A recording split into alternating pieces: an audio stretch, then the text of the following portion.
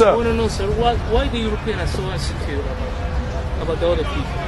I mean, what's right about Iraq can get a nuclear? It's a very intelligent question. Where they go, they kill people. It's a very intelligent question. Very intelligent question. And the question is, why are the Europeans so insecure about other people in the world? And why do you, after everywhere you go, you gotta kill and murder the rest of the people of the human family? Your history is written in the blood of the black, the brown, the yellow, and the red. Why are you so insecure? Do you know what brings about insecurity? Beyond the mains. What brings about insecurity is when you have a false concept of yourself. And the false concept of self is white supremacy. They believe that they are better because they are white. And as a result, see, when a man has that kind of silly mentality, Hitler had the silly mentality that the white man, the Aryan, is superior. So then at the Olympics, Jesse Owens kicks up all the Aryans. Hitler is outraged. He's angry. That's very simplistic. Yeah. Well, you need it to be simplistic. You need it to be extra simplistic. You see, they can't even take the reality. I know they can't handle. You know, look. When you take a brick, and you hurl the brick among a pack of dogs, only the dog who gets hit yelps. Think about it.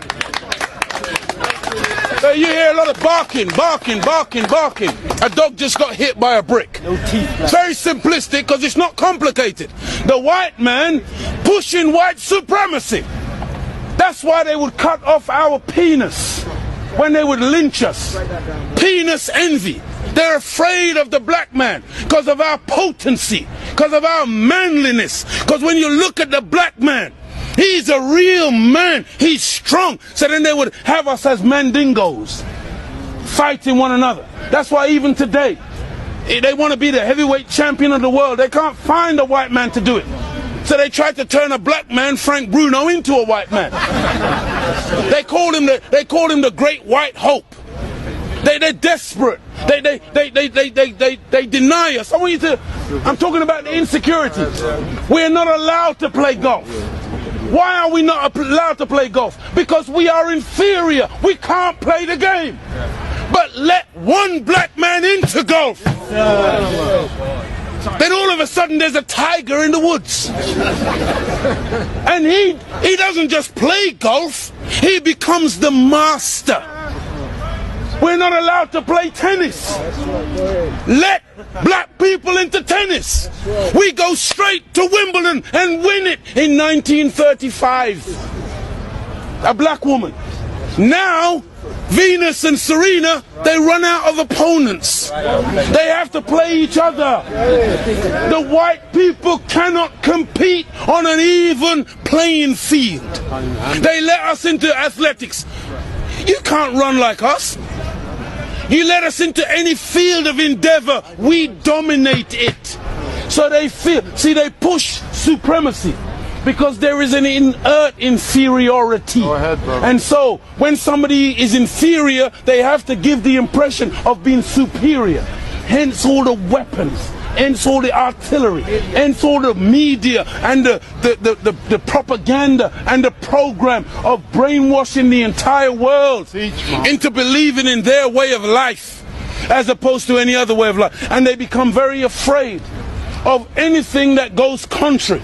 And so every time a black man stands up for black people, Martin Luther King, shot down. Malcolm X, shot down. Patrice Lumumba, shot down. Steve Biko, shot down. Everyone. Nelson Mandela, they locked him up for 27 years. They did a documentary the other day.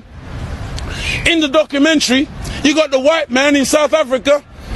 He's now admitting that for the 27 years they had Nelson Mandela locked up, they said they were slow poisoning him to destroy his mental faculties. When they deemed that he was no longer a potent force, they let him out. Now they let him out and they get children to play music and they say, Nelson dance. And they show the world the great statesman Nelson Mandela. Nelson Mandela, whose wife, Winnie Mandela, a warrior queen, kept his name alive and kept the struggle going for 27 years. Nelson comes out, they slander her name. Nelson leaves her. Now they target Winnie, because Winnie, when Nelson came and shook Margaret Thatcher's hand, went and shook Reagan's hand, Winnie said, I'm not shaking their hand. They are the enemy. Right. So Winnie wouldn't bow, Nelson would bow. So they said, okay, now we embrace Nelson. Give him to the world as the great statesman. Look, he's wonderful. Look, he smiles with everybody. He dances. Because that's how you like to see the black man. Dancing. See, Farrakhan don't dance. Come on. Right. The Nation of Islam don't dance. We're soldiers. That's right. You don't like to see a black soldier because you think that your armies are so great. You ain't seen an army till you see the black man's army. That's right. You ain't seen discipline. See, you're afraid of the Nazis. You talk about the Nazis and their jackboots. You ain't seen marching yet.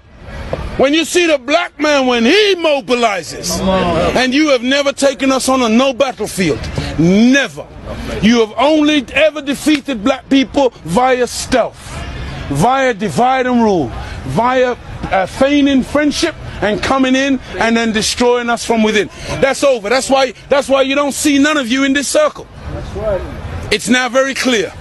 It's now very black and white. We no longer are asking for acceptance.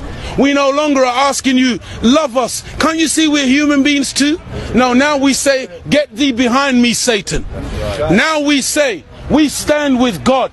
George Bush says, you're either with me or you're with the terrorist.